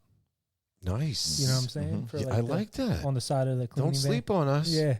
Nice. Z Best. Yeah, I was just thinking about that. I say that all the time, by the way. Don't sleep on that. Yeah, like, dude, that Popeye's chicken sandwich, don't sleep on that. I know, yeah. In 1997, Yeah. In 1997, Minkow became a pastor of a Bible church then in San Diego. Now, while there, he was approached by a church member who'd asked him to look into a money management firm that kept refusing to disperse money to this dude. This is basically a retiree, right? He's like, hey, man, I hear that you might know something about fraud, or you might know something about bad business dealings.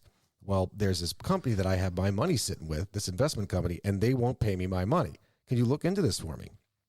So with Minkow's help, he contacted the feds, and federal authorities had discovered that this place where this dude had his money at was actually a $300 million pyramid scheme.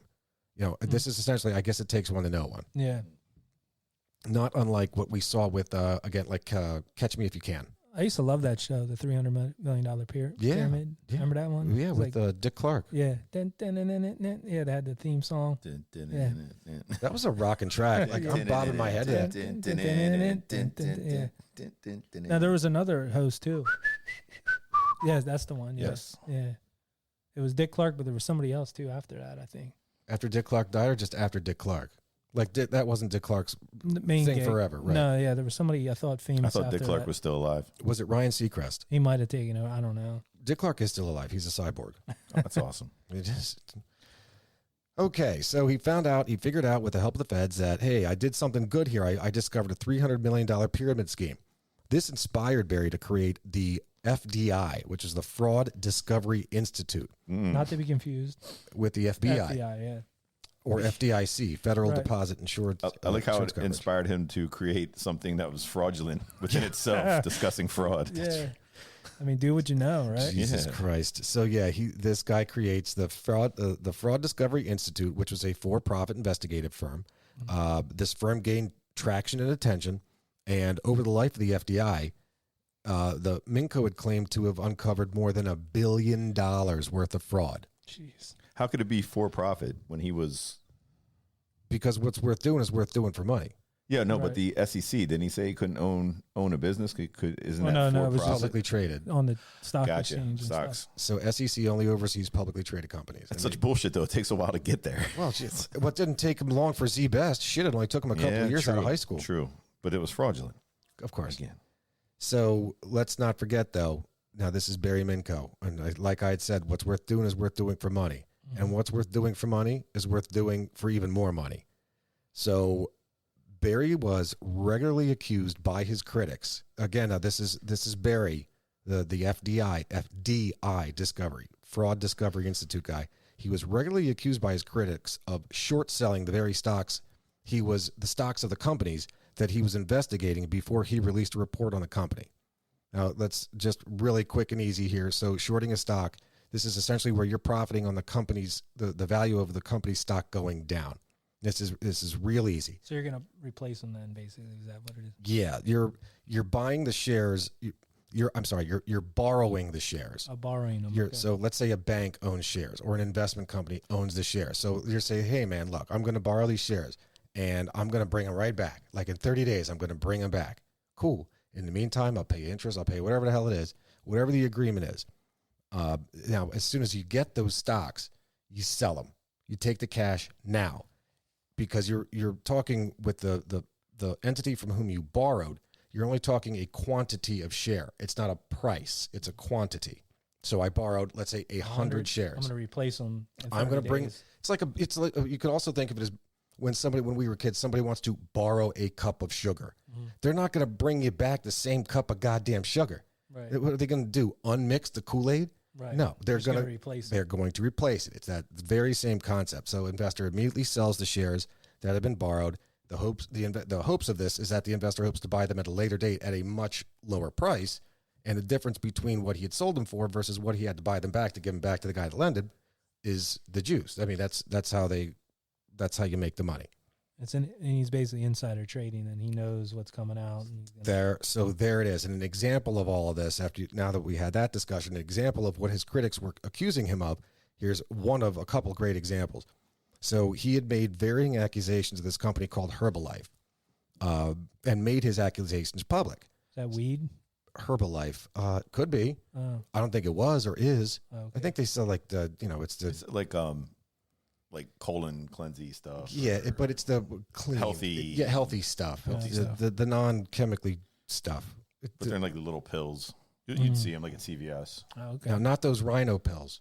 No, just Herbalife. Herbalife. So he made these varying accusations about Herbalife, and then he made his accusations public because, again, he's in the public eye now. People are listening to this guy. He ultimately issued a press release and retracted those statements, but not before the stock price had suffered, and he'd made $50,000 from shorting the stock. Jeez. What's even worse about this, Herbalife had paid him $300,000 just to shut up, and they had done this settling in court.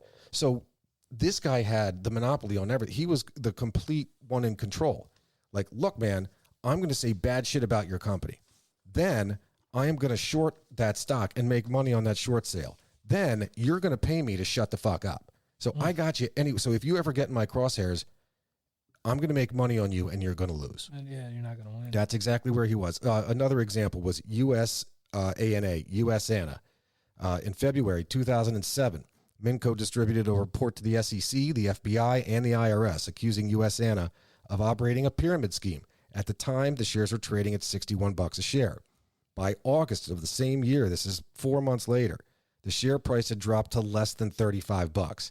Minkow later acknowledged that he was actually shorting USANA's shares. I mean, this is it. And then there came, now this is the big one. Then there came the Lennar incident. You may or may not know, Lennar is a huge nationwide home construction company. Well, they became the target of another one of the Fraud Discovery Institute subjects. In one of his reports, he had accused Lennar of massive fraud. In a matter of a couple of weeks after releasing the report, the stock price dropped by 43%. In December 2010, evidence was gathered that he'd shorted this stock and then purchased the stock in the open market at the lower price. This is after his report had been issued, knowing full well that now this isn't a company like Z-Best. This is actually a brick and mortar, good earning, good fucking company. So he knew full well that after he did this out of the other thing, his report, that the stock would bounce back on the merits of the company's strength. All the while, he'd lied about doing any of this. Now, what I mean by that, he was investigated eventually because people caught on to this. And as the feds or the law or you name it says, look, man, what have you been doing here? Let's take a look at your financial transactions. He was like, no, man, I didn't do shit. I don't have anything. You go ahead, look whatever you got. I got nothing. Well, okay, he lied. What he had done by this, not just that creating that public sentiment of driving the stock price down, but now he was buying shares after being the one to cause them to go down. So this is outside of the scope of shorting a stock. What he was doing was the equivalent of insider trading. So insider trading is what happens when, look, if you know something's going to go good or bad, you make action on that stock before it's available to the public, i.e., while it's still insider knowledge. Right.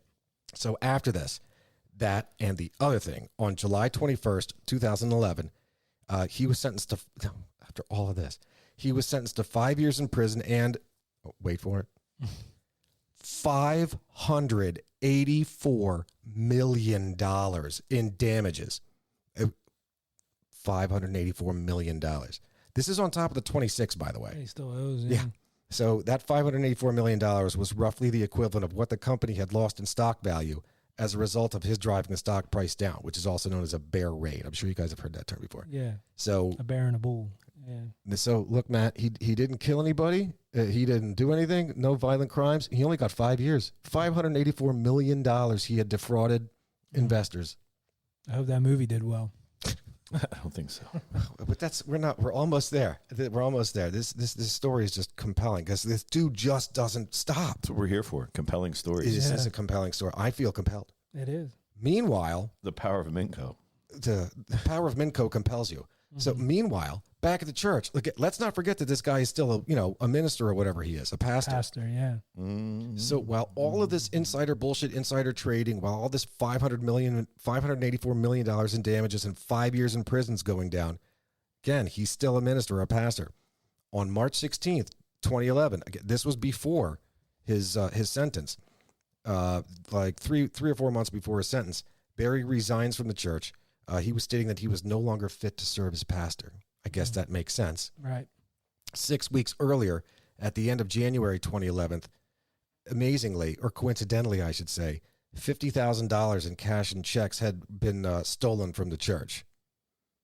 I mean, 50 grand? That's, yeah. Did he even need it? Well, I mean, he needed something. Yeah. Well, I don't know. Maybe, I don't know what he needed. So after some exhaustive investigations that lasted, I mean, dude, like 3 years, on January 22nd, 2014, Minkow pleaded guilty to 1 count each of conspiracy to commit bank fraud, wire fraud, mail fraud, and to defraud the federal government. This, again, was while he was serving time for the insider trading debacle with Lennar. So he's got things that are just compounding on top of one another. Now, the following just has to do with the church. We're done with Lennar at this point. The following just has to do with the church alone. While he was doing whatever he did with Lennar and all those other companies, at the church, he had embezzled over $3 million in donations to the church over a 10-year period from 2001 to 2011. He opened unauthorized bank accounts on the church's behalf, forged signatures on the church's signatures on the church's checks. He diverted money from church accounts into his own accounts, and he charged personal expenses on church credit cards. He had concealed $890,000 of income and $250,000 from the IRS. Among his victims, church victims. Is that church money you're talking about? Or is that the money you think he made from? I can't think of a pastor that's making $890,000 at a church. Well, we don't know. I mean, there's. Yeah, like they're all a little crooked. Yeah, Jimmy Swaggart. God, look, if Jimmy Swaggart's making $890,000, well, maybe he might have been. Yeah, I don't know how big this church is. $890,000 like 2 collections. That's true at the church. Dang. Yeah. What's them baskets cost the money? Yeah, the baskets were heavy.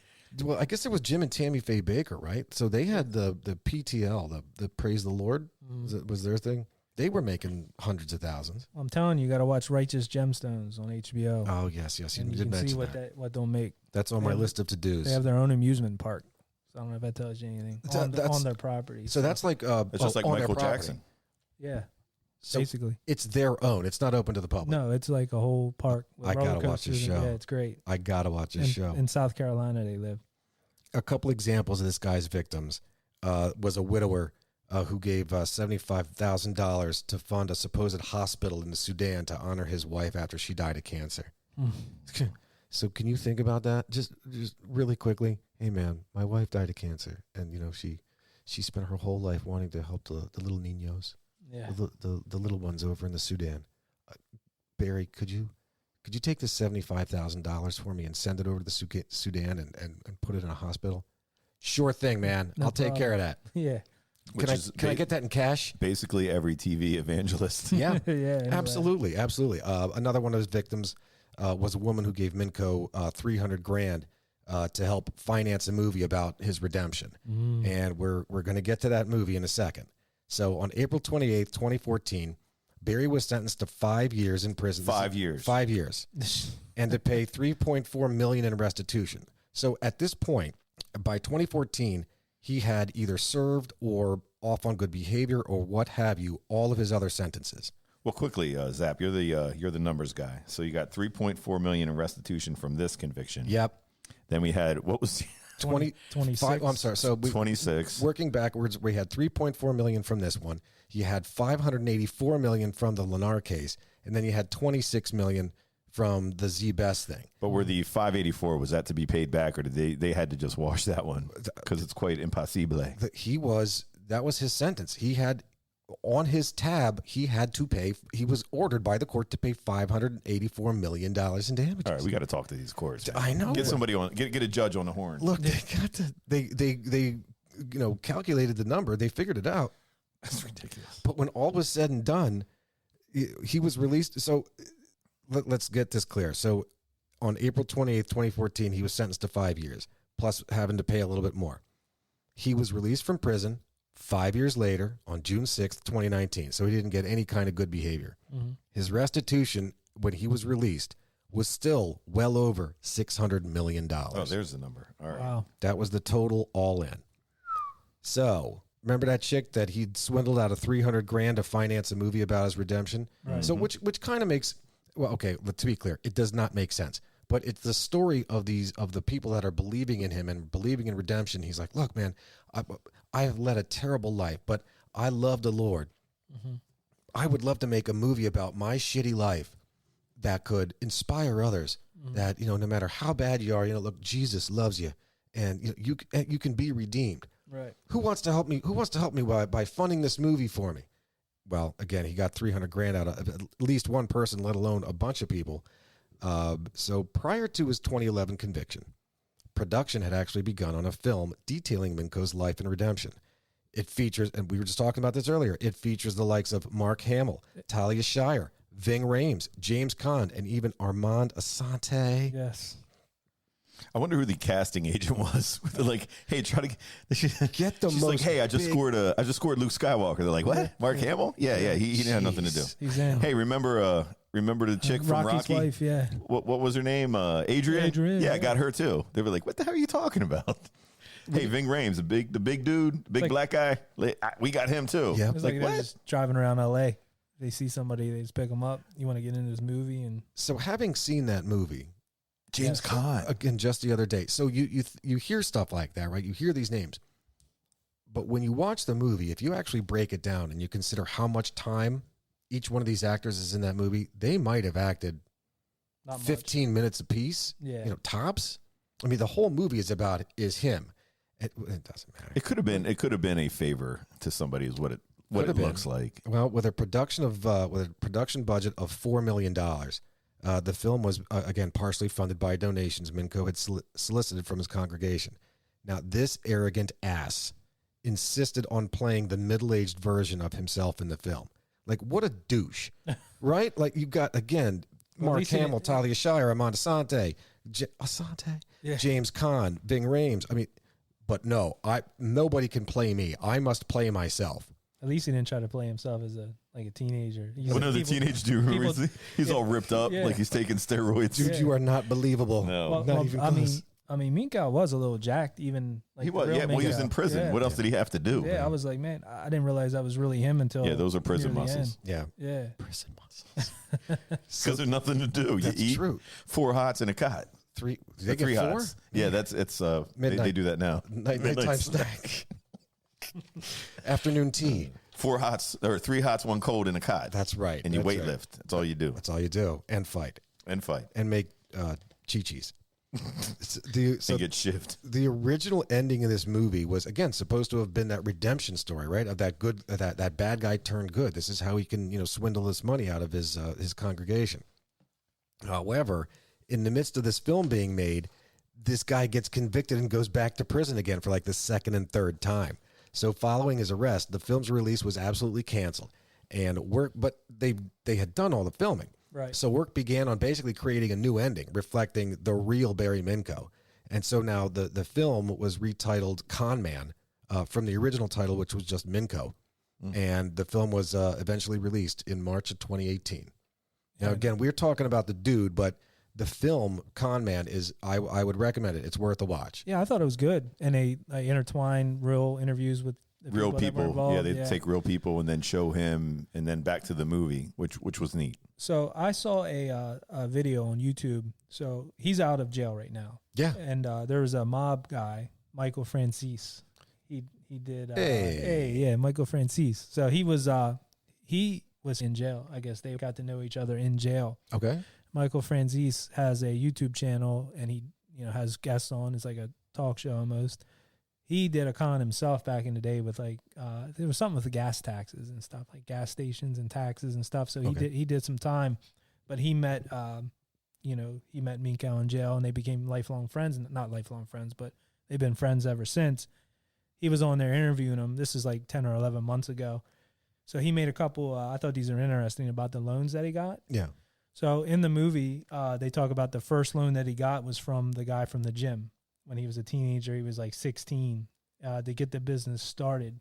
Oh, so in the movie, you're talking about the guy that was played by Goldberg. By Goldberg. He was like a big muscle head. Yeah, he pushed steroids. So he was this an organized crime loan? Is that what you mean? Right. So because this guy was getting bank loans too with fraudulent restoration projects. So we are talking at this point again, outside of the Right. the clean business world. This is after I guess the banks told him like, hey, you can't have an account here and all this. Got it. So the first loan was for $1,600. Now this is according to Minkow. I'm sorry. The first loan was for $1,600, and it was a $200 a week interest only loan. God, so damn. That first loan, like, he should have known. So the second loan that he got, it was in a brown paper bag, a mob loan, and this is from his mouth, $25,000, $1,250 a week, interest only. So $1,250 a week. So you're talking, what is that? $5,000 a month that you're paying back only interest, not even digging into the principal. So he was talking about how well, didn't a lot of them guys let him slide sometimes too? Weren't they like? Well, in the movie, I mean, I don't know about in real life. We'll let you money's slide, money. We'll break your thumbs. But yeah, I mean, but obviously at some point he was able to pay these guys back, I would assume. But, that's just when he was, but when he was talking about that, it's like a 30, 40-minute interview on there. It was interesting. But that Michael Francis, the shit he did was crazy too. The stuff. Now he mob ties and stuff like that, but it was a cool story. I forget it was on, they have a thing on Netflix about his thing too. It's intertwined with other mafia stories, but they had a whole thing on. I want to find out how this guy got a podcast. Who, Michael Francis? Yeah. Well, it's like on YouTube. I'm sorry, not podcast, YouTube channel. Like, I mean, good for him, and I hope he's doing well at it. This sounds like he's got a lot of cool shit to talk about. Well, a lot of these guys, they did their time. Sammy the Bull Gravano has a podcast. You told me that I found that like crazy. Yeah, and it's good. I mean, because the guy's an admitted killer. He killed I don't know how many people. Well, yeah, the Sammy the Bull, but these guys can talk about these crimes. I mean, they served their time, and the stories are like, it's so they can go into depth. And the guy's, I mean, maybe he's still involved. I don't know, but I would think by now he's far removed from that and making money legit. So, sure. But yeah, that was interesting. He did a little, and that was like 10, 11 months ago. So. But I don't know what he's up to anymore, Minkow. But that was him on there talking about those two loans. I thought that was interesting. That's insane. So I got a client that at one point was they needed a significant amount of cash and they needed it quickly. Mm-hmm. And so as I'm looking for all sorts of financing mechanisms for them, I left no stone unturned. I ended up coming across, and it's not just one outfit. Like, there are tons of outfits that will do this. They'll loan you $1 million at the drop of a hat. Here's $1 million.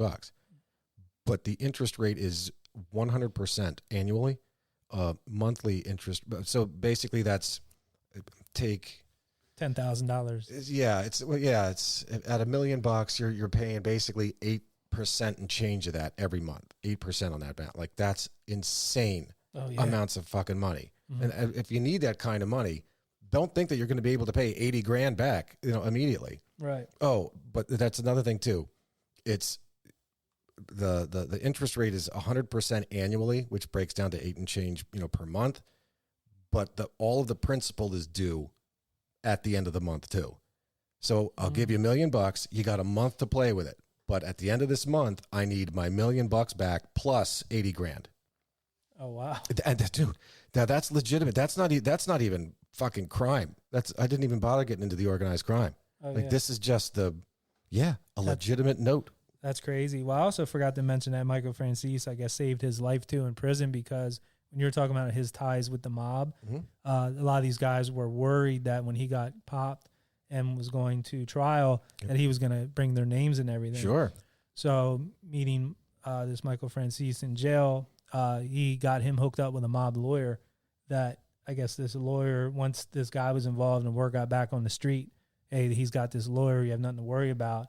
He won't bring your names into it. They kind of backed off. Oh. So this Michael Francis kind of saved his life. He totally saved his life. Yeah, because he, these guys, like the way he thought, Minkow was like, I was probably going to be a dead man. So, yeah, it was crazy though. Damn. Mob is definitely something you don't want to mess with. You know what I mean? No. What if you're born into it? Well, I mean, that's one thing. Yeah, well, you're on the good side of it there. Right. Yep, true. Right. It'll take you out there too, though. Right, yeah, for sure. You mess with the mob. I've seen The Sopranos. Yeah. Yep. I've seen Goodfellas. Yep. But no, that was a good story. That was right up your alley. So, I got to tell you, this was one that was, it was my first exposure to the story of fraud and how it works and all sorts of shit. This guy was Madoff before there was Madoff. This is just one I've known for decades, and it was a real pleasure. It was a joy to be able to talk about this made off well, you then. guys. Yeah. Ooh, I Yeah. like that. Yeah, he did. Minkow made off well. So, you guys got anything else in closing then on that? Nah, good story. Good It was story. a lot. It's a lot. Yeah, it was a lot of info, but it was No, a good lot one. of info, but it was very interesting. Very well. Yeah, because I didn't know too much about him except for the movie. This guy No. just didn't quit. No, His whole life was fraud Right. It's or, just an or theft or some kind of deception. yeah, it was just an amazing story that you think it would end with jail, but when he gets out, but no, it doesn't. He just goes right back into it. Right but, back in. Yeah, but who knows? Maybe we'll be back at it again. Maybe not. But Tune in. Watch yeah. the news for Barry Minkow. You never know. Minkow. Yep. But we'll be back next week with a new true crime or compelling story. And I guess that's it for now. Don't forget to find us on Facebook and Instagram at Old Dirty Basement and TikTok at Old Dirty Basement Podcast. And we'll catch you where? on the flip side. If we don't see you sooner, we'll see you later. Peace. Thanks for hanging out in the Old Dirty Basement. If you dig our theme music like we do, check out the Tsunami Experiment. Find them on Facebook. Their music is available streaming on Spotify and Apple, and where great music is available. You can find us at Old Dirty Basement on Facebook and Instagram and at Old Dirty Basement Podcast on TikTok. Peace. We Audi 5000.